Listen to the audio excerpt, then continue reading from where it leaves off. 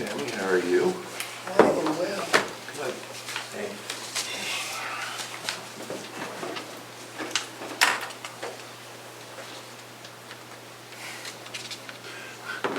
I'm just looking at his hat.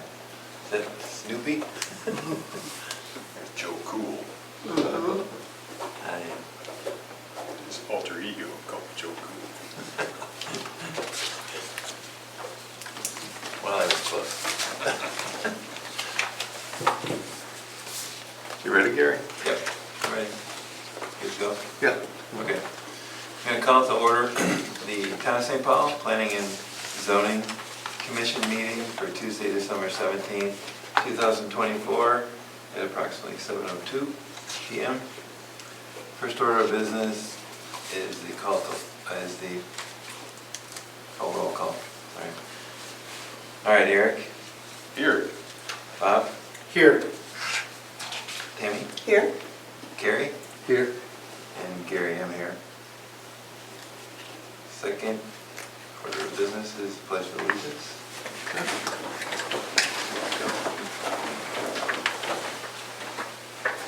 I pledge allegiance to the flag of the United States of America and to the republic for which it stands, one nation, under God, indivisible, with liberty and justice for all.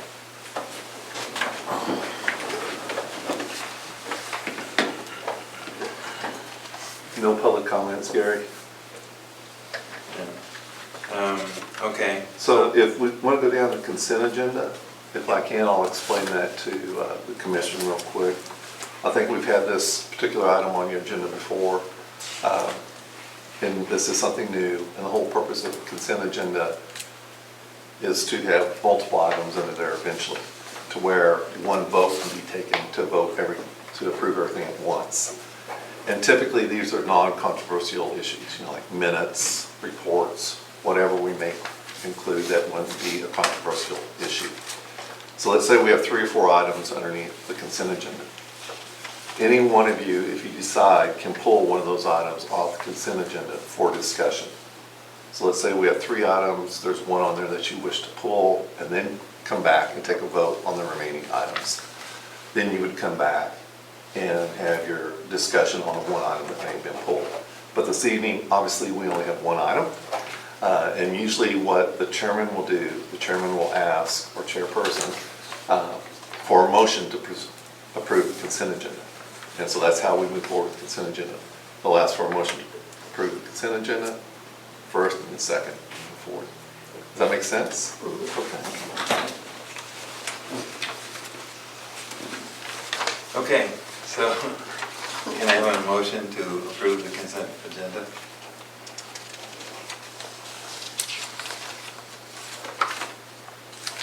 So moved. Second. Okay, then vote. And vote. Okay, all in favor? Aye. Aye. Okay, it's approved. Okay, we'll move into the public hearing. If everyone could turn to the memorandum I have in your packet. It's referred to public agenda item number 5.1, which is your public hearing. But I also included in the memo your regular agenda item number 1. Speaking with Gary, I guess the process as far as how I outline the hearing on this agenda is a little bit differently than what you've done in the past. So I'm going to walk you through typically how a public hearing is open and closed. So when you have a public hearing, you'll have a motion. The chairperson will ask for a motion to open the hearing. Once you have that motion to open the hearing, staff will make a presentation to the Planning and Zoning Commission. And then after staff makes their presentation, and it's usually typically a brief presentation, then you'll open the floor to the public for comment. And after you receive all the comments from the public, then there will be a motion to close the public hearing. And once you close the public hearing, then you as a commission will deliberate the topic and then take action. I'll spell that out in the memo. So what we'll do first, Gary, if you want to, ask for a motion to open the public hearing. Okay, so can I have a motion to open the public hearing? You may want to read the actual hearing itself, Oh. 5.1, Stephen and Rachika Giovanni.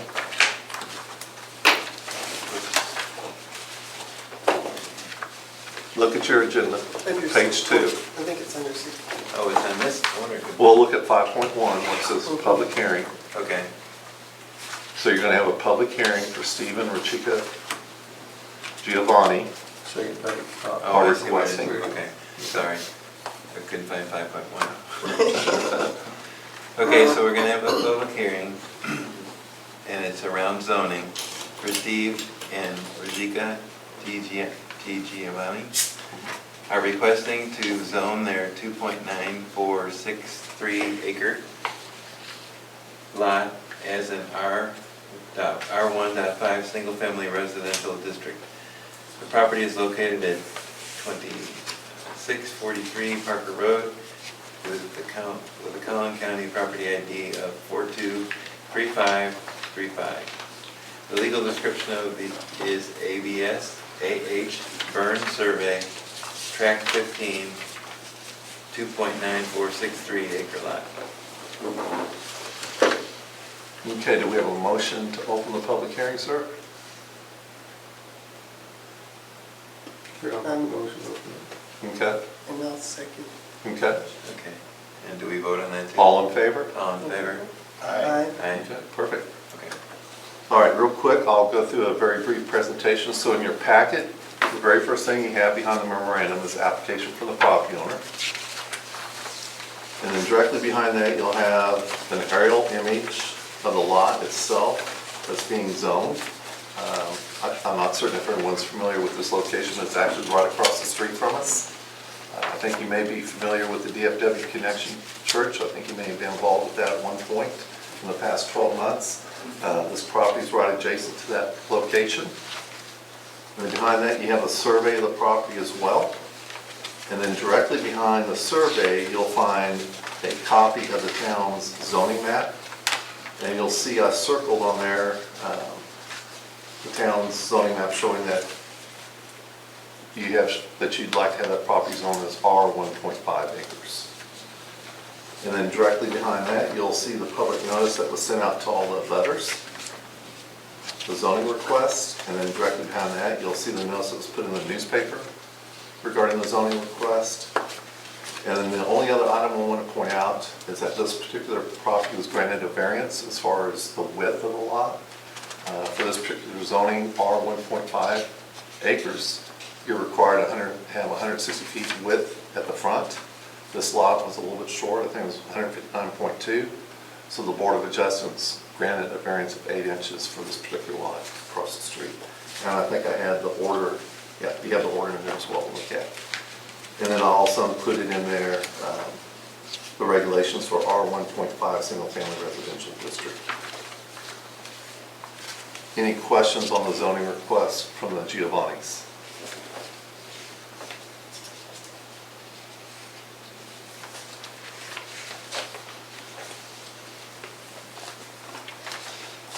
So what is it currently? It's just county property, it's not residential?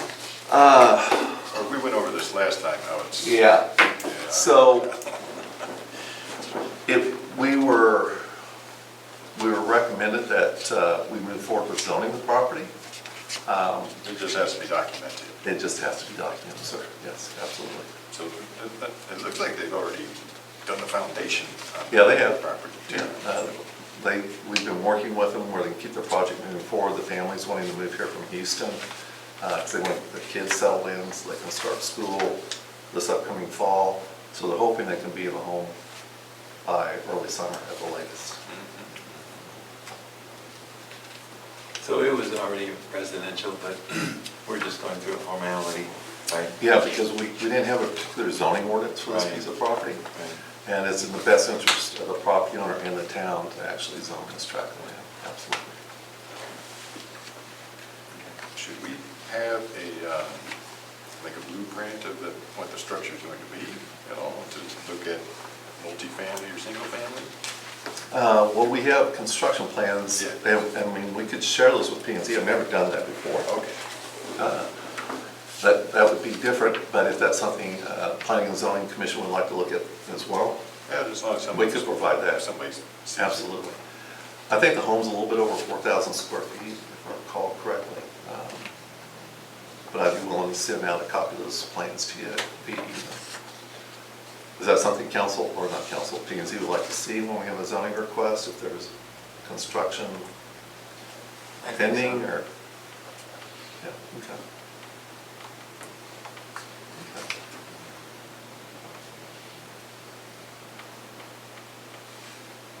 No? What we're doing now, if I'm understanding right, we're just.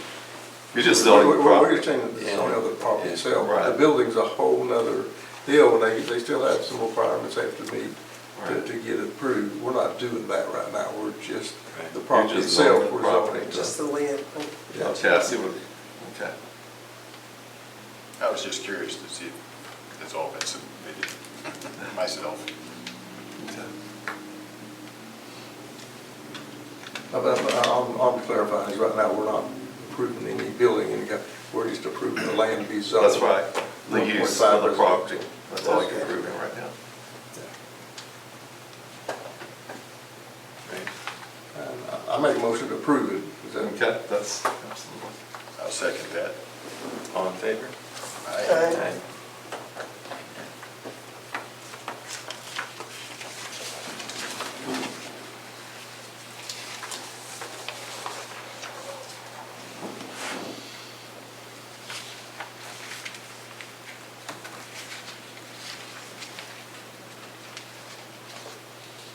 Okay, you want to move on to the second agenda item? Yes. All right, so now we're into the regular agenda. Item 6.2, discussion and possible action regarding the definition for single-family residence. Okay. And okay. So there's a memorandum, right, that you put out? Correct. Do you want to discuss that, or? Yeah, so I guess this has been an issue that's been ongoing in the town for some time, trying to identify how do we regulate single-family residence. We've had a residence construction currently going on with a home that's relatively large, and there's been questions that have come about whether that home was for a single-family residence. And during those discussions, I started looking into if the town actually had a definition for single-family residence. And I have not been able to find a definition at this point, unless someone can share something with me where there is a definition in our codes. I haven't been able to see a specific definition for single-family residence. So I prepared the draft that's in front of you this evening. I have shared this definition with legal counsel, but I haven't heard back from them yet.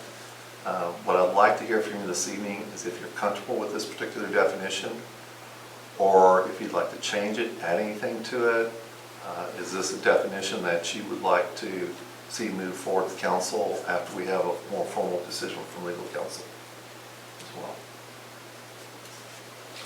Well, if I may, I'll make a couple comments here. The town overwhelmingly wants to have single-family units. They've been against apartments, they've been against townhomes, that type of thing. But on the flip side of that, if you're passing an ordinance that's unenforceable, we've had several of those in the past, this might be approaching that. I mean, typically what happens is one neighbor's going to come and rat out the other neighbor about what's going on at the house and come to town, and you're not equipped to go in and say, I'm the housing Nazi, let me see everybody's ID, are you guys related? I mean, how do you enforce, you've got this, but how do you enforce who's in the house? If I'm a single guy, buy a house, and I go find a roommate that wants to move into the back bedroom and help me defray my costs, that's not uncommon. Right. How does, that would violate your single-family definition, how do you enforce that? That's one of the questions that, with our legal counsel, our land use attorney that I presented to him, even if we pass this particular definition, how are we going to enforce it? What would the next steps Yeah. include? Because you're right. But I think at least we need to provide a definition of what single-family residence means to the town of St. Paul. And then obviously, in those discussions, we talk, well, how do you enforce it at that point? What steps will we take to enforce it? And those are the conversations we need to have. And I hope to get more feedback from our legal counsel who specializes in land use law. What would those steps include? Have you seen some of this verbiage out of another town's ordinance where they've defined a single-family residence? I've read where, it gets down to things like you have one kitchen, which we don't have specifically in our ordinances right now. Right. Where a single-family residence would only be allowed one kitchen inside the house. It doesn't mean you couldn't have a kitchen outside, like an outdoor kitchen. That's been one, element that's been part of identifying a single-family residence. That's been included in this definition as well also.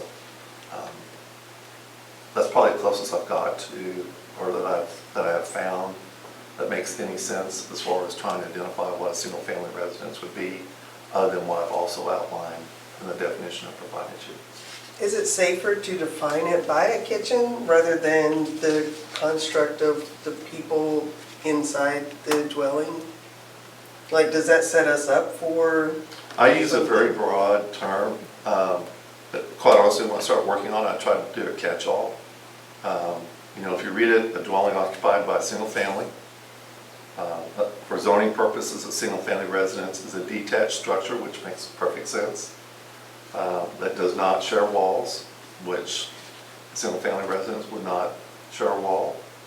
Or else it wouldn't be single-family, a duplex. A single-family residence sits on its own parcel of land, has only one kitchen, so there's your one kitchen inside the dwelling, and has dedicated utilities. Any additional enclosed structures on the property, such as accessory buildings, cannot include a kitchen. Only outdoor kitchens, in addition to the one kitchen allowed inside the residence, would be permitted. And then that would be it, but nothing about this family structure? That was an option. Okay, That was because that's an the dangerous, really Right, dangerous right. part for me. So right now, the single-family residence is what we're proposing, but I also put the family structure in there as a second.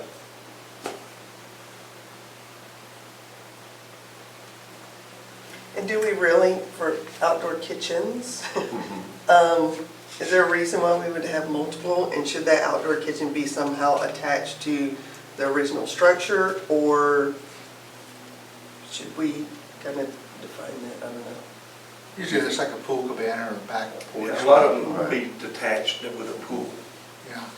So, It would seem, I'm stumbling with words, does not share walls. I think the whole intent is every room in the house needs to be accessible from inside the house. You shouldn't have to go outside to get into another section of the house. That would be the first step of having a duplex. And you probably, if you're going to limit it to one kitchen, you want to make sure that there's no 220 wiring allowed going to any other part of the house if it's not part of the HVAC system, because we've seen a few of them dummied up where, okay, we got our CO, there's not a kitchen, but behind the wall's a 220 outlet, and a big, they go back and retrofit a kitchen. It's happened a couple times here in the past. you can use 220 for all kinds of stuff, dryers, Yeah. it's not just an oven, that could be for all kinds of uses, so, but I don't know. I don't know how you word that, but that's what has happened. Is there's a couple times where they've wired in 220 for an oven and didn't make it a kitchen until the CO was issued and they were done, and then I mean, you can make them fire anything. I don't know how you word that, but Yeah. Again, I think it gets back to what you mentioned earlier, Bob. How are we going to actually enforce this? So we can even include language in here about 220, but then we still have the question, how do we enforce the definition? I think that's the next step we need to take, at least with legal counsel, to identify what actions can we take. Is it someone filing a complaint with the town? What ability do we have to go in at that point to see if someone actually is using that home for a single-family residence? maybe something about if if all the rooms in the building are accessible from in the building, there's no section of the building that's totally separated where you have to go outside to get back into part of the house, which would be how a duplex would work. Okay. I don't know if there's a way to Wordsmith it. wordsmith it to make Okay. that distinction, so it's all part of the same structure, it's not a separate entity under the same roof. Okay. I did take a stab at it before we go too much further. Again, this was just a thought I had, and I kind of wrote it down, but single-family home is typically a standalone residential structure with the following characteristics: no shared walls, the home is detached from other dwellings, does not share walls, roofs, or spaces, private access, the home has its own private entrances and exits, and direct access to the street, one owner, the home is owned and maintained by one person or household, one kitchen, the home has one full kitchen which includes a stove top and an oven, one set of utilities, the home has its own set of utilities, including electricity, water, heating, and air conditioning, own land, the home sits on its own parcel of land, which the owner has private use of, and then, of course, the no shared walls. The home should be detached from neighboring homes with no common walls. Sole owner, the owner should have an undivided interest in the property as a single-family home. Homes are designed to be a home for only one family, one kitchen, as I said before, only one kitchen in a single-family home. You guys have said a lot of that stuff, but I kind of, again, I did it on my own, kind of capture everything that, besides the stuff you put in there. Right. So I think what I'm going to do, the feedback I've gotten so far this evening, I'm going to go back, kind of take Bob's idea of, you should be able to access all the rooms once you're inside the home instead of having to go outside. I think that's good feedback. I'll look at the 120, 220. I mean, you're gonna have 220 for a Yeah. guy have a Yeah. welder in the garage or Yeah. a dryer, but you don't want it up in a wall, Yeah. capped off, and Yeah. which the building inspector would be able to catch. Yeah, so I'll think that through a little bit and see how we can maybe use that in this definition as well. And what I also heard, and I was anticipating this, but when I had the definition there for family, I kind of figured I was going to get, Well, truthfully, I don't know how many people I talk to now, my age, there's multi-generations living together. Part of it's the go to Walmart, cost you $50 for 2 little bags of nothing. yeah, But I mean, I know a lot of people that's more and more that there's multi-generations. Parents are living with kids, the kids living just to be able to afford it. And so I think the dynamics of that's probably changed in the last 3 to 5 years, probably more than it has before. I'm not saying we need to make it exception, you just need to be aware of that. And Right. don't trap yourself when you start, forming what a family is. right. Well, my goal is to come back with a revised definition. And by that time, I should have some feedback from legal counsel. I'll probably wordsmith this a little bit differently based upon the feedback I've received from everyone. But I'll also will make certain we have a little bit better of an understanding of how can we actually enforce this. Because that's a question I've had for some time, to take myself. I do know a lot of the bigger houses too have what they call a dirty kitchen, or some people call it dirty kitchen. And it's where they do a lot of spices and have a lot of odor, and it is a little bit separate, just so they cook specialty things in it. And that's not that uncommon, especially my son was a builder. They built a lot of these $1.2 million houses just the other side of Country Club or over Parker, and that was a pretty common deal to have. You talking about Butler's Pantry or Yeah. something? Well, they actually, they call it a dirty kitchen. Now, what's all in there, I'm thinking that they cook different things in there, but it's a lot spicier type stuff. Is it in the vicinity of the other kitchen? Yeah, it is, yeah, I think there's right there, I think maybe there's a. Connected to the there- doorway yeah, or yeah, something. something in there. So maybe that's something that we should consider as far as kitchens are Yeah. concerned. Like, if it's a kitchen here and a kitchen there, Yeah. to differentiate that between a kitchen here and a kitchen Yeah, here. just in- Butler's like Pantry, a sub-kitchen whatever. right next to it or something. Yeah, yeah. How you do that, but I do know that's pretty common. for some of the bigger houses. Never dirty kitchen, okay? Yeah, never. Never heard of that one. I think Heard that's of a my dirty main house. kitchen. My main kitchen is a dirty Heard about kitchen. Yeah, but not a dirty kitchen. I have to look that one up. Dirty Yeah. kitchen. Okay. Any other feedback on the definition, or? No, I just, Okay. I think, I just don't trap yourself that if you, well, which one ever approved that? Anyway, I mean, we need to look at all of it. Okay. I think you're doing, you know. It's a good start. Yeah. It gives us something to work with, and so I'll definitely bring something back to you in January as well. Okay. Yeah, the dirty kitchen, or whatever you call that, extra kitchen, or an in-law kitchen, as long as there's not a separate entrance, right? Where you could, Yeah, no, I mean, I think this was all part of it. It's doesn't, I think it's more like a big pantry, but they may be able to cook and do stuff in there, so it's not a. right? Still one It's kitchen. just- it's in the same area, At it the just other may end of be, the house. be closed off, yeah. Yeah. Right. Okay. Yeah, I definitely agree that there needs to be a definition in there, because I've seen Okay. duplexes built, and our inspector just said that the property owner told him that it was mother-in-law suite, when I have diagrams clearly showing it's a duplex. Mhm. Part of why I got involved with this, because I've seen duplex being built. I presented that to Leanne, Mhm. and she said, the inspector said it was went to the property owner and said it was a mother-in-law suite. 3-bedroom, 3-bath, full kitchen, full laundry room, formal dining room, mother-in-law suite. Separate Yeah, entrances. And that's, and you give the homeowner benefit of the doubt and say, yeah, that's true, but mother-in-law's 10 their years parents, from now. they're, yeah, 10 years from now, that's not gonna be the case. Right. Well, we I will. think another deal is, you know, one meter, one service, and you kind of address that in one designated utility, yeah. I do know I got one in my neighborhood. It was an Yeah. in-law, and the mother passed away, and the guy, he died as well. So then it just got sold, Yeah. but I'm not aware that there's two families living there yet. Not today. So any of these homes that, obviously like the duplex, they had more than one meter?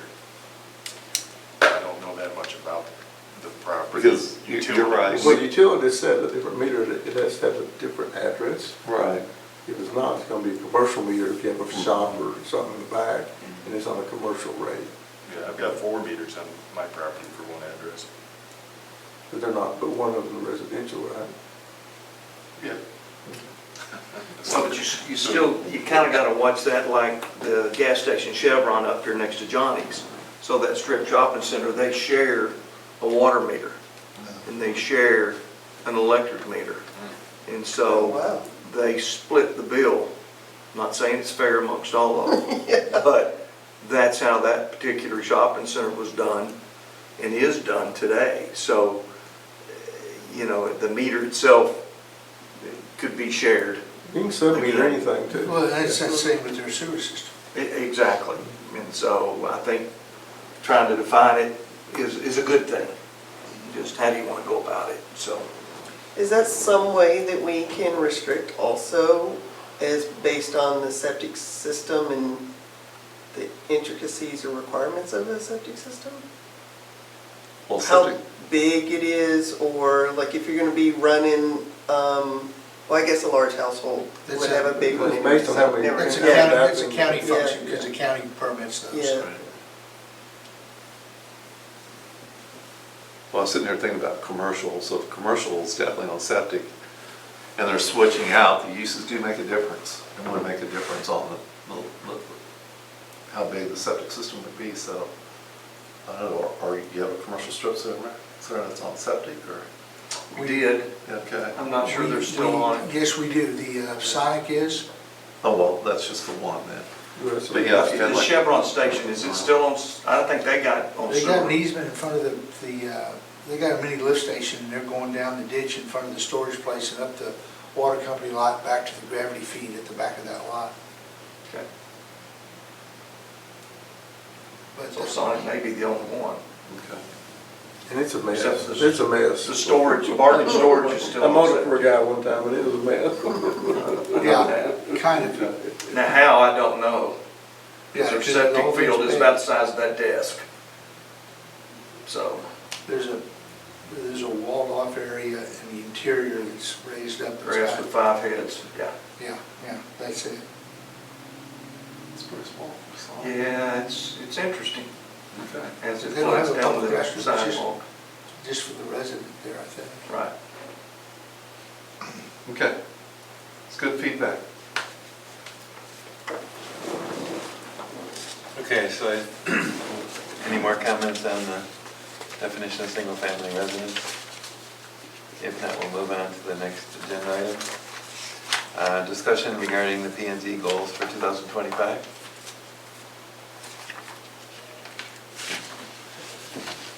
Okay, so I kind of thought that we should have goals, at least an attempt at goals, what we're going to try to accomplish next year. I know we're starting to build a list and,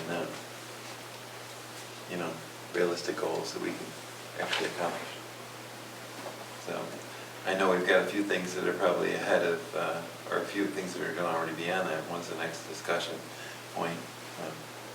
And then I know you've got a couple, right? Well, what I provided you, so Gary, last week, I guess when I was preparing, when I prepared the agenda, I ran past Gary, and Gary had mentioned he'd like to include this as an agenda item for P&Z to identify the goals for 2025. And I put on there what I thought were 3 key goals for the upcoming year. The first one was the food and beverage overlay district, which I'll get into a little bit once we talk about the comprehensive plan. Then the other one obviously was the comprehensive plan, and then I think the third was to review the subdivision plat approval process. Probably what I'll do is I'll combine this agenda item with the next one. This evening we were hoping that I would have Rick Lesnar from the Norris Design Group here, so we can have kind of like a workshop on identifying talking to you about what a comprehensive plan involves.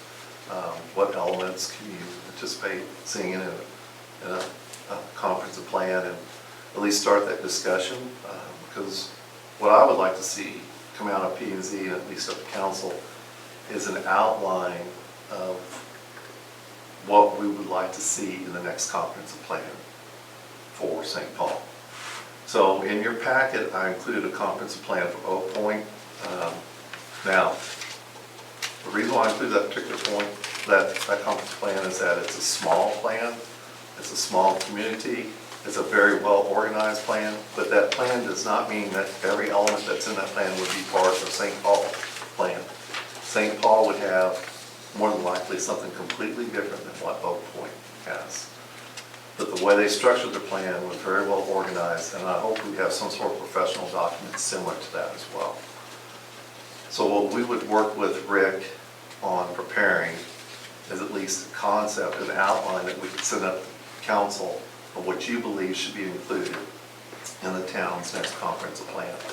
That can include redevelopment, it can include economic development, it can include how do we deal with septic systems in our town, include thoroughfare plans, it includes goals, it includes a vision, it includes future land uses. And everyone could be, so what do you mean future land uses? If you start to look at what's happening in St. Paul with the widening of Park Road and the extension of Park Road, which this map is showing up here, you're going to have a lot of activity taking place over the next 10 to 20 years. And we need to be putting a plan together. How are we going to address that activity? Not just in your city limits, but also your ETJ. So if you look at this map up here, you have Park Road. This represents the extension of Park Road through the town. The red line represents our ETJ and city limits, which comes right up here. So you can see Park Road coming all the way through here. You can see all the open land here. And of course, we stop here and then it goes on into Wiley down the Spring Creek Parkway. This dash line represents the city limits, and the rest would be ETJ down here. So you want to start working on what do you want these future land uses to look like? Because you want to start working with property owners. You want to start working with property owners if this does sell, a developer comes in, wants to work with the town. What are your expectations? I think the best example I can give you that y'all can probably that you're probably familiar with would be, again, Fairview. Fairview was a lot like this. If you look, Fairview, the center of the town was all inside the city limits, but if you look at the commercial district along US 75, that was all in the ETJ. We worked with the property owners, we worked with potential developers, because the town wanted to have some input on what was going to take place in the ETJ, but hopefully bring it into the town instead of just sitting and waiting for someone else to tell us what they were going to construct. So our goal would be to have a future land use that's going to outline what that could possibly look like. It could include a food and beverage overlay district. It could include residential.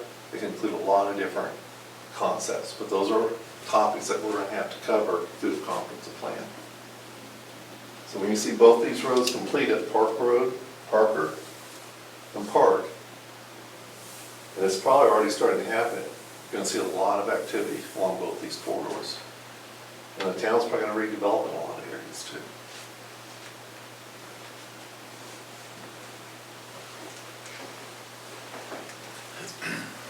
So for those who didn't participate in the comprehensive plan we have today, which was probably never signed up on, right, or was it?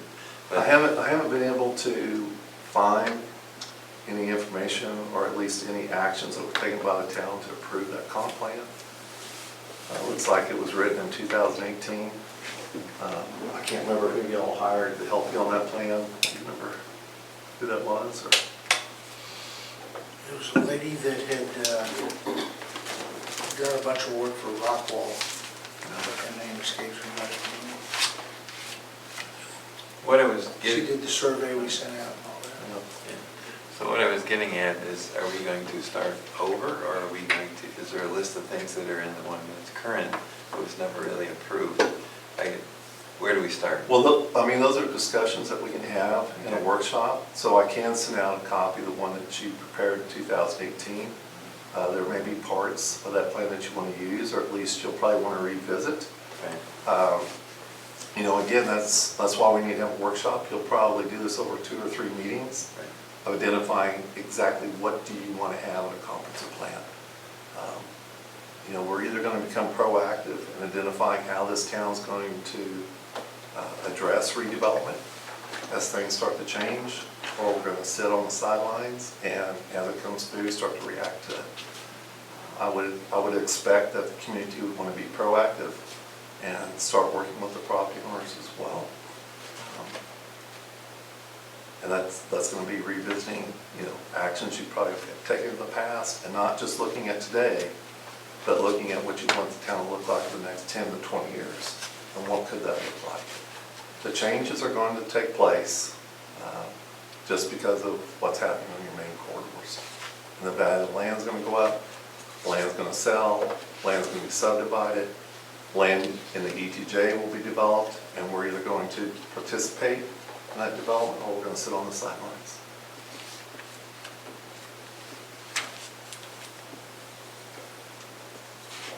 One thing I'd like to see us do also is this zoning ordinance that we passed. You sent out a couple pages of this, Article 6. There's some areas in there that really need to be looked at. In one paragraph it says 75% masonry, and then a few paragraphs down it says any building material can be used. It contradicts itself. Right. Because they passed a new state law that says we cannot require 75% Right. masonry. So the section in our ordinance that specifies that we can, and then a few paragraphs later it says you can use anything you want, we probably need to correct that. Yeah. There's a lot of different sections in the zoning ordinance and subdivision regs that need to be corrected. Yeah. But when you correct a zoning ordinance, typically the process for planning, once you complete a comprehensive plan, then you come back and you revisit your zoning ordinance, because your comprehensive plan is going to give you the vision, it's going to provide you a vision. The community is going to tell you what they want the town to look like for the next 10 to 20 years as you move forward and redevelop. And then you structure your zoning ordinance based upon that vision and what comes out of the comp plan. One thing you might want to do before you get into there, there's a section in there in 6.3 area regulations. It used to be back in the 80s when they passed this, they allowed people to put a mobile home on their lot and live in it while they're building their house. And that's still on the books, and it might behoove council to address that one quickly before you see people bringing a mobile home in. It says you can live in a mobile home that's at least 600 square feet for 18 months while you're building your house. I can't imagine his phone would stop ringing if somebody brought a mobile home into a residential lot and they were camped out in it while their house was going up. If the house isn't done on time, how are you gonna evict them? That section probably, council might want to address that sooner rather than later, just to make sure. Is that required like through a temporary permit or an SUP or? It just says, No, it's mobile just homes are not permitted, but by permit only, a HUD code manufactured home, it's at least 600 square feet is allowed as a temporary residence of a lot owner for no more than 18 months while the owner is building his permanent home. So we probably don't want to let somebody, that was back when we were all folksy back in the 80s and Right. didn't know what we were doing, but they passed that, it's been in the books ever since.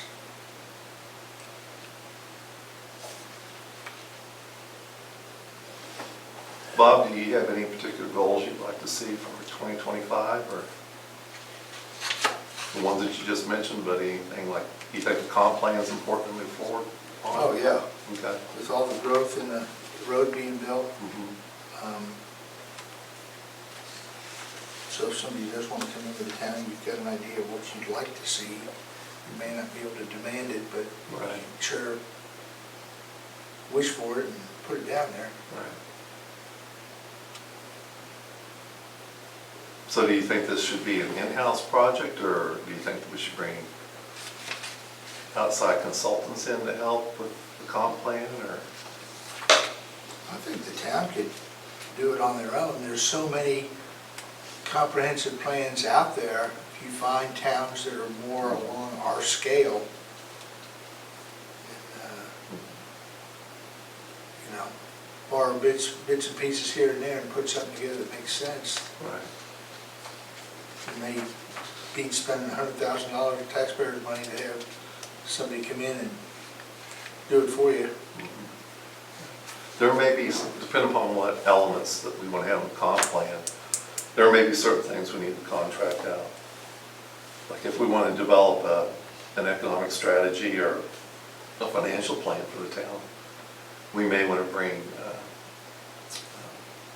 a company in that focuses on long-term economic plans where they create a model for the town, what it will take to financially sustain the town over the next 10 or 20 years, which could direct you in, do you want to have commercial? And where are you going to have this commercial development in order to sustain the town for a longer period of time? So I could see you hiring someone from the outside to help you develop an economic model for the town as well. There's no limit to how much money you can spend hiring consultants, so I'm always Yeah. careful about recommending that we go outside to do it, because the town is so small. I don't know how sophisticated we need to get to ride herd over, because I don't know that a lot of the town really wants to see a whole bunch of commercial developments and beer stores and Dollar Generals and grocery stores and gas stations. They don't seem to want that. Parker had the road developed through the middle of their town, and they haven't changed. They've held the line on what it is their residents want, and you don't see a lot of commercial development, and they survived the widening of the road, and we're still a thriving community. I don't know that we couldn't do the same. Well, maybe the first step would be for us to look financially, what is the town going to need to survive for the next 10 to 20 years? And maybe that would dictate whether you move forward if you want to have commercial development in certain areas. I think you guys are talking about different phases, right? So, Well, it would be different elements. So a comprehensive plan, you'll have different sections, like you'll have a future land use map. You know, we may have an economic development plan, you'll have goals and objectives, you'll have a vision for the town. But the town will redevelop in certain areas. Right. You know, I hate to keep going back to this, but this is almost similar to conversations that I had when I was in Fairview. You know, the commercial district, you know, a lot of people would tell you we didn't want any commercial. But the problem with 1,000 acres along US 75, none of it was inside the town. There's a huge difference within us. I mean, I know Parker is a big thoroughfare there, but it's totally different from 75. I think 75 is. Yeah. Well, the other part too, I mean, on the east side of Fairview, you know, they had 500 acres. It was an ATJ. And they wanted to be able to have some input on what that property, how that property was going to develop. And that was Heritage Ranch. Heritage Ranch was not inside the town. So the P&Z, the governing body, had the mayor and myself go meet with the property owner and talk about different concepts of what they would like to see developed on their property. And one of the ideas was a retirement community. And of course, you know, I think it was probably 6 or maybe 12 months after meeting with the property owner, we were meeting with US Homes and started putting together a development agreement and a planned development ordinance for that particular tract. And you know, it may not have been the ultimate goal, what everybody wanted to have on the east side of town, but it was better than letting someone else dictate it to the community. They had some input. And that's what concerns me the most about some of the ETJ around St. Paul. There's going to have to be some give and take. And I think the mayor knows this, and I think Bob, and maybe you're aware of it, but local authority is being watered down more and more by the state legislature. You're losing more and more control, or the ability to control what is happening in and around your town. And so you're going to have to learn to become creative. You're going to have to learn to have a vision so we can communicate that vision to developers, whether they're in your town or in the ETJ, or else it will be dictated to you.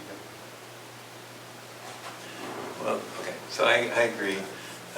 What I was trying to wiggle in here was, okay, you mentioned the guy, Rick, Rick? From North Design. And he couldn't make it tonight for personal reasons, and I Right. understand that, but Right.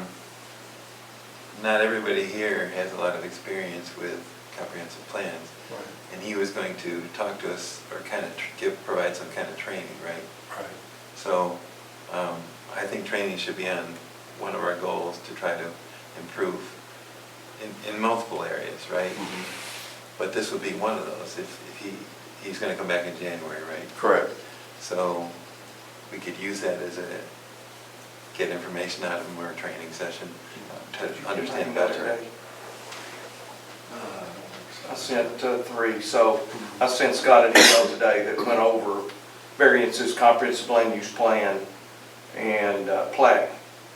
And so it's not long, but it's the basics from TML basically on comprehensive land use plan. Right. So it's just in an email attachment, so I can send that to every one of y'all. Okay. You can look at it prior to January. It gives you questions to ask yourself. What do we want to do in this thing? What do we want to do in that? And so it might answer some of your questions. It'll give you something to look at. I think it's about 10 or 11 pages long with a bunch of questions in it that just to ask yourself. And so I'll be more than happy to get that to you, and that might kind of, since you said we're not familiar with that, it would be a great step in just starting. Yeah, So- not everybody has been through it before. So, Oh, me either. So yeah, I Right, agree. so any help we can get to, Mhm. so we don't drive down the road I'll get it blind. to you this week. Okay, that's great. But as another goal, I'd like to throw training, because I think there's some other opportunities for training we could wiggle in, fit in somewhere in the year. And, you know, we'd be looking for people's help on the commission to figure out what do you want to, what else do you want to know that you don't know.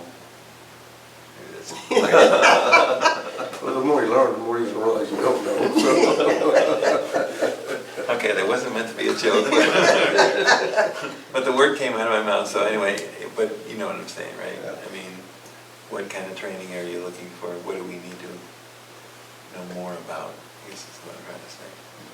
So I shudder to think if we go beyond 5 or 6 priorities or goals, that we'd actually get them done. So I've picked up, I mean, Bob, I've heard Phil's, I mean, you believe we need to move forward with the conference plan, how that looks, whether we do it in-house, that still needs to be decided. But how does the rest of the commission feel about comp plan? And again, keep in mind, this is a vision document. A comp plan is not a zoning ordinance. What will come out of the comp plan will be a zoning ordinance. A comprehensive plan speaks to the vision and what you want the community to look like for the next 10 to 20 years. And I believe that's something that I think that the community would want. You much rather be in a position where you're proactive, at least as a town, that you're giving some sort of direction to your staff, to future members of P&Z or future council members of what would you like this community to look like? Because areas will develop. Areas you may not think about currently will redevelop in the residential area. But at least you have a plan of how to address it. And that doesn't mean that plan won't be readdressed, a conference plan every 3 to 5 years, because things will change over a 3 to 5 year period. But it gives you a document as a planning and zoning commission to focus on and how to guide the town forward. Do the citizens approve that? How does it go through the approval process? Typically what you'll do is you'll set up an advisory committee, and that's something else we'll talk about with Rick. You'll have a conference plan advisory committee. You can put 2 P&Z members on it, 2 council members, but the other members would be from the community. You may also invite someone from the ETJ, someone who may be a large property owner in ETJ that you may want to have participate in that committee. And they'll work either with staff or consultant, whatever direction we decide to take in developing a comprehensive plan. Once they develop a draft comprehensive plan, they'll bring it to P&Z as a group. You'll work through the comprehensive plan with the advisory committee. Once planning and zoning is comfortable with the comprehensive plan, then you'll forward to council for their input as well. Then council would adopt the comprehensive plan. Is there like a public hearing or anything? There would be a public hearing as well. Via the P&Z review? You would do it or at both levels, P&Z and council. Okay. And once you complete the conference plan, then your next step would be to move into the zoning ordinance. And you'll update the zoning ordinance based upon what the vision, what you've outlined as a vision in the comprehensive plan. It's a lot of steps. It's not gonna happen. It's a big job. It's a big job. It's going to take a while. Yeah. To your question, I agree with Bob that we just shouldn't give somebody money and hope they disappear and come back with a plan. So there may be parts that we need somebody from the outside to help, Right. and other parts that could be handled by whatever that committee is. Actually, when you hire, if you hire a seasoned outside consultant, and I'll tell you why I think a consultant's important, depending upon which one you hire. A consultant brings years of experience in developing his comprehensive plans and helping guide you. They're not going to tell you what you need to do, but I'd much rather have someone who comes with, well, here's a good example. So I can go to a general dentist, and the general dentist may do a root canal for me. Or would I much rather go to someone who specializes in root canals because of the experience they have? So I can hire, or I can have staff develop conference plans that may have experience in them, but they don't specialize in them all the time. I much rather find someone who specializes in developing conference plans, who may be used to working with communities our size and who have produced good products, and hire them to help guide us, because they're the ones, and you're not going to pay them, and they're not going to go to their office and develop it. It's all going to be done in a transparent format where you'll hold meetings. The public would be invited to those meetings. They'd be like workshops. They wouldn't necessarily participate. The advisory committee would. But then they would guide, the consultant would guide everyone through the process as well. I think I think that's how you end up with a very good comprehensive project. If you have someone who's experienced in this area, and that's what they do for a living, is developing comprehensive plans. Because they've seen it, they've done them multiple times, they know where the hurdles are. And yes, can we go look at 2 or 3 or 4 comprehensive plans and regurgitate the same thing? Yes, but if you have someone with experience who's been through it multiple times, I think you're going to end up with a better product that the community will use for the next 10 to 20 years. And that's what you're going to think about. Do we spend, and yes, it will be expensive, you're right, it could be very costly. And maybe what we do is we interview 2 or 3 different firms who, work on developing comprehensive plans. Rick may be one, but we can interview 2 or 3 or 4 others. There's multiple companies in the Dallas-Fort Worth area that have a long history in developing these type of plans. I think it'd be helpful for, whether we choose to go to the consultant or not, that if one's gonna be considered, that we see his product, as opposed to just hearing his pitch. Okay, show me your plan. Would you, it's all public record. Right. They've been adopted by town, so Right. it's not secret information, but it'd be fun to see, okay, I did these 2 small towns. I did, if the guy did Fort Worth, Right. that's well past what we need, but, if they've done, the Blue Ridges and the Blue Ridge and New Hope and, a lot of the other small towns that are around here, so we kind of see what they're doing, and they may be as backward as we are, who knows, but if they've done some small towns. If they're backward, the consultant Well, works I with mean, them. we're not, That's a this is problem. the most sophisticated we've been, because No, he's no, got the most I- training, but, yeah, we've been a little bit behind the times, probably. Yeah, no, that was. Well, I don't know, again, it's about having people at your front door that have the experience and knowing when you need to look to that.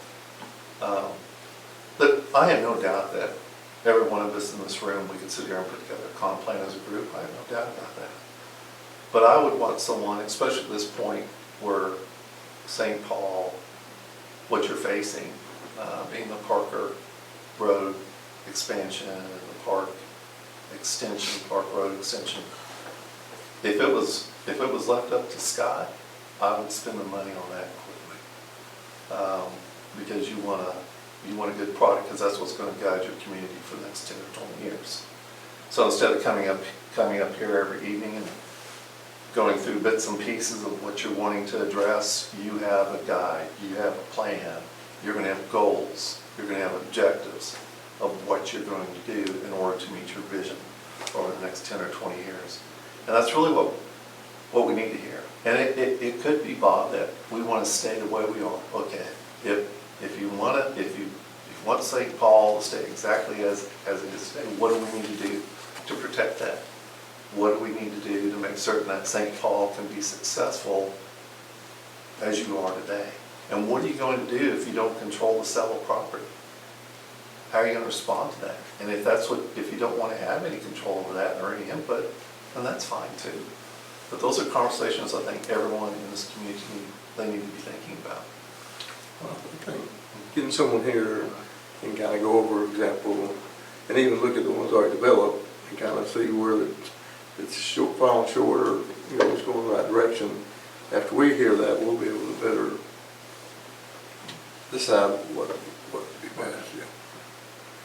I think it's critical. I think any successful business entity has a 5-year plan, whether it's financial or where you want to go, but it's always changing every year. You re-look at it and see things are going to change. It's a living document, because after this will be something else happen. There'll always be changes in the traffic flows and the population and everything else. So it's probably an ongoing deal. So what you would do, once you adopt a comprehensive plan, every year, right here, the Planning and Zoning Commission would revisit that comprehensive plan, review the goals and objectives. Do we need to update this? Are we pleased with the direction we're taking? So that's your responsibility as a Planning and Zoning Commission to oversee that comprehensive plan and make recommendations back to your council based upon if you're comfortable with the direction the town's taking, or if you want to move in different directions, certain sections of that plan as well. That basically becomes your Bible. That becomes your Bible along with the zoning ordinance and how to guide the future redevelopment of your town or even new development.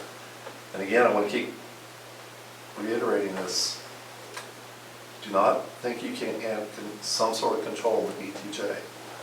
It's going to take a lot of effort in order to build relationships with property owners in ETJ. But if you work with them, you can accomplish in having some input. The previous ones from 2018, is that right?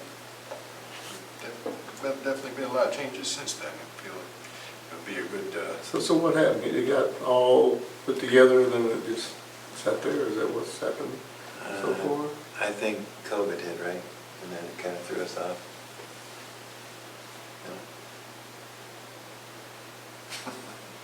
Okay. but Okay, well- I would want some guidance from as many places as possible. I feel it'd be a good investment for the more changes that are to come. I think Bob's right. I mean, when Bob said we want to see the product that they've produced before, absolutely. Or some sort of idea Right, where to right. take it.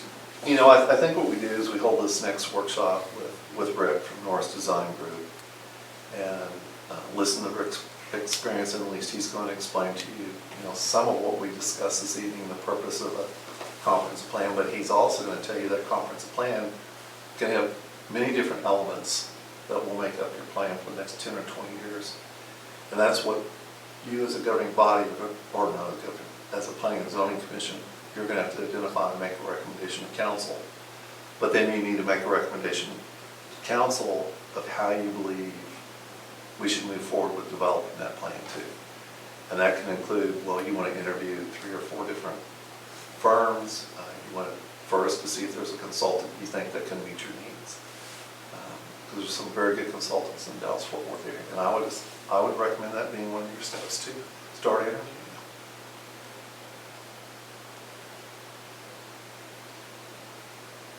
Comp plans can be very expensive, yes. Yeah, so we've got the expense, but then year after year, we've got what we'll have. And if it's not very good, it's going to be tougher to keep it up to date, right? Right. So I think we're all pretty much singing the same song, maybe different verses. But I think we want to understand, we want to see somebody that's an expert. I think, and I know it's going to cost a lot of money, but we don't know how much money we have in the budget. I think there would be a limit, right? Yes. For a town this size. You can't just say, we need that expert no matter what it costs. No, I think that would be a defining line. If it was $500,000, St. Paul can't absorb $500,000. I don't think you'd see that. You're definitely going to see six figures. I've seen comp plans for communities a little bit bigger than this, around 200, but I don't think you're going to get there. I think you'll be in the 100, 125, 140. And the hopes it'll save money in the long run instead of being reactive and more proactive, like you're saying. And that's the other thing. So if we use the consultant and we were able to get through it faster, what's our time frame? I mean, I've seen, it could take anywhere from 6 to 12 months. I've seen some comp plans take up to 18 months to complete. It depends upon the level of involvement, and it depends upon what we want to include in that comp plan. So if you're wanting to have a very transparent comp plan where, you have your advisory committee and P&Z and council, public hearings, it's going to take some time. yeah, but we also are up against the clock, right? Well, the clock is Parker Road. You've got about 29 months left on that. Well, no, really about 24 months left. And so if you wanted to set a clock, I'd say Parker Road's your clock. Because the churches are coming and the commercial properties will be coming and everybody's going to try to come to y'all and want to change or something. So I would say that there's your clock if you were looking for something. I'd say your clock started a long time ago. Well, that, but I would say that would be. I would say you're already late, and But But if you're gonna set a 24-month clock, then that'll. I don't, it's, No, I no, didn't say no. go 24, I'm just saying that would be Yeah. a gauge if you were looking for Yeah, something. because we still have to go back and then look at the ordinances, right, after you get the comprehensive plan. Yeah, at least getting a comp plan in place, let's give him some sort of vision, and then moving forward with the zoning ordinance after that, absolutely. Zoning ordinance will probably take 3 to 6 months to update that as well. So it's a lengthy process, but I would say at a minimum, 6 months. Okay. But I would make it a goal to go no longer than 12 months for a comp plan. And that's the directive that if we hire someone, great. Or whether we keep it in-house, that'd be fine. And maybe it could be a mixture of both, part of the comp plan being produced in-house versus an outside consultant. But those are issues that we'll have to discuss as a group in the coming weeks. Is a comprehensive plan, can it be broken into modular pieces so that if we get to a point where this portion of it's good, it goes all the way up through council and the public hearings, and we can start on the zoning that's related to that? Like, can it be in a? You know, I've never heard of that being done, but I guess it could be. I don't see why not. So let's say we start with, obviously, I think the first future land use plan. And we talk about redevelopment, you know. Right now, we have a zoning map that shows us what we want the town of St. Paul to look like, as far as what's inside the city limits.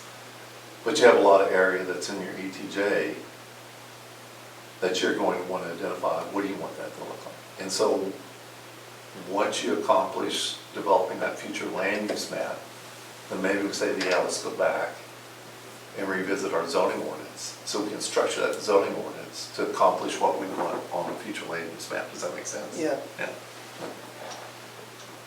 So I've never thought, but that's a possibility.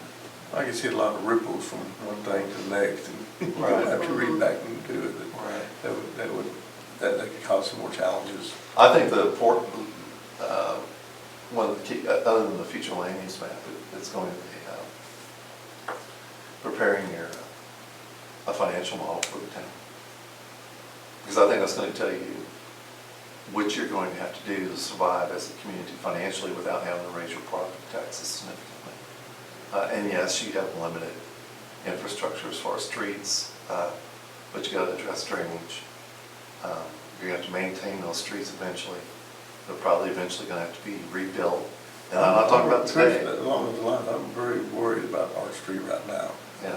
All these big trucks are coming down in. I don't even see where it's, part of it's weather, but this asphalt, I mean, I see gaps like that. I'm just checking my mail, you know, just. I've been on their backside every week, I've taken pictures of those trucks. Well, I know, I mean, it's just when they shut down this, that place don't go this, whether it's, there's just, and it may last for half a day, or may last for 2 days, but the weight of those trucks and all, but I just see the integrity of our asphalt roads, I know mine, in front of my house is gone way down in just since they've started, and they still have 2 years to get there, so, yeah.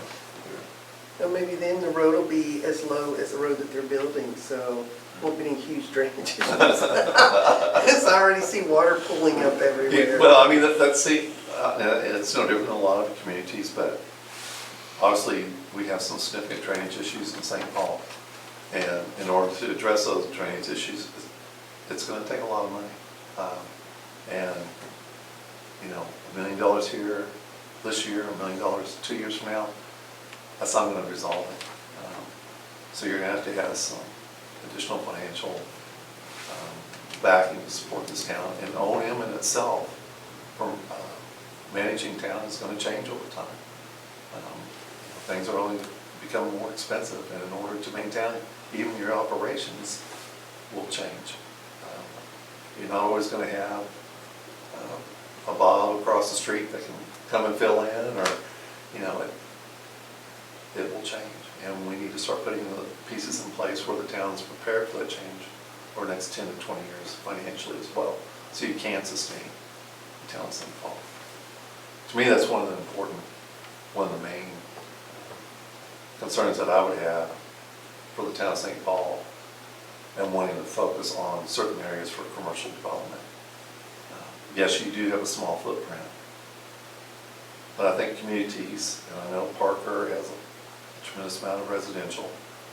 I'm hesitant to say this, but I bet you can find a lot of studies out there where communities that restricted residential, their property taxes were very high, and they have a hard time sustaining themselves in the long run. If you don't have a diversified economy, or diversified, it's no different than any business. If you're just putting all your eggs in one basket, you're not diversifying your business, eventually it's going to catch up to you.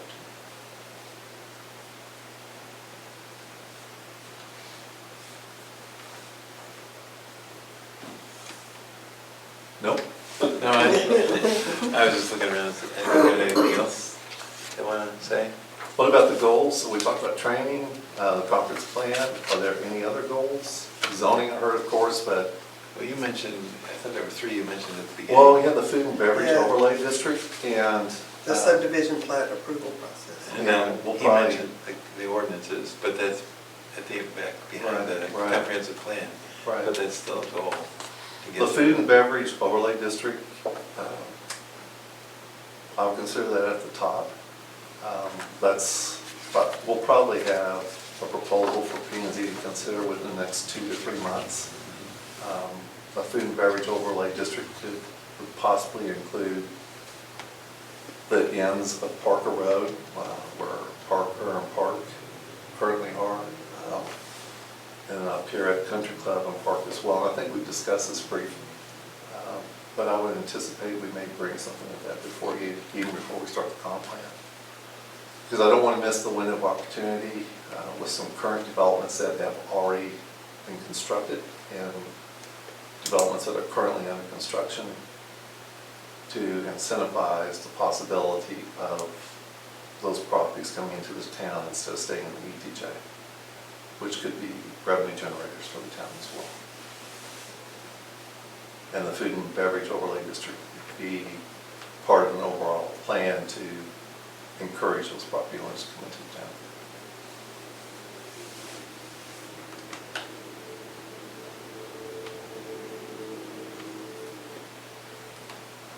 Okay, so you had the food and beverage overlay, comp plan, ordinances, training, and what was the other one? Wasn't there another one? Subdivision. Subdivision.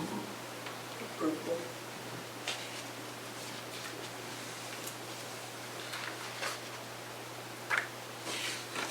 Mary, you have any goals for P&Z? We've got a couple of ordinances I'm gonna have you guys look at. Fence ordinance. It was written about 3 years ago. It's not finished, it's for you guys. Also, Travis Caperton mentioned something, we're looking at the potential for doing some stop sign striping, some other stuff over in Vista Oaks that council approved last year. But when there's a house over on Box Elder that the guy went out there and painted his own parking stripes, we can't clean off our road without a graffiti ordinance, so that our code enforcement guy could, when this court comes in, could make them clean that up instead of us paying somebody. And so those two things I'm going to give to you probably next month, just to take a look at, see what you want to do or not do. I know you guys kind of were interested in some of the ordinance with the ordinance committee and things like that. So I'm going to give you 2 topics that are, one, not done at all, take a look at, versus our code guy. I'll get with Travis and get you some info. And the other one's fence ordinance, been sitting out there for 3.5 years. Give it to you and let you tweak it, change it, get rid of it, whatever you want to do. But that'll give you something to focus on as well. I think in Vista Oaks, the city actually owns a right-of-way that extends far beyond the pavement. We go down to the bottom of those Correct. ditches. Correct. And this guy's gone out in the street and painted stripes. He's in the cul-de-sac, he's painted some white stripes so he can park his cars over on Box Elder. So I mentioned it once before when I was running code here. Okay. Travis said, well, we don't have a graffiti ordinance, so there's nothing we can do about it. He could do about it. And so, again, as the council's kind of gave that direction, which is as we run across an issue, single-family dwelling, whatever that might be, instead of putting it off, forgetting about it, and it goes 5 years, let's take each one when we see them, see if we can get it taken care of and keep moving. And then overall, by the time you get with a comp plan or something like that, maybe we'll have either all of us have read through the ordinances enough that we see those problems and we can fix them, or it aligns with that comp plan. And then everything comes together. So just a couple little things on, you know, you can tell me to get lost if you want, but I'm gonna give you a couple. But with those priorities or goals, I don't think we should bite off too much. Right. More than that, Right. that's a lot. So the comp plan will take a 25. lot of time if we move forward with it. Absolutely. Yeah, so I'm happy with what we got there. Unless somebody else wants to add something, but Bob, do you have anything? No. Okay. I mean, I wouldn't want to have 25 and we have no chance of getting them done and any of them Yeah. done. That's, Yeah, I'd rather do 4 or 5 and then we'll be at next year. okay. I feel like we accomplished it. But I mean, I wouldn't, you know, if we have room. I tell you, if you start moving forward on the conference plan, that will be significant for this town. Absolutely. Yeah. All right, well, it looks like we covered everything. We kind of put 3 of them together. We kind of went in order a little bit. Anything else? There's nothing else on the agenda, so No. I guess I'll accept a Motion to adjourn? So moved. Can I have a second? I'll second it. All in favor? Aye. Aye. Okay, we are adjourned. Look for your emails and I'll get y'all that comp plan. I'll call my email.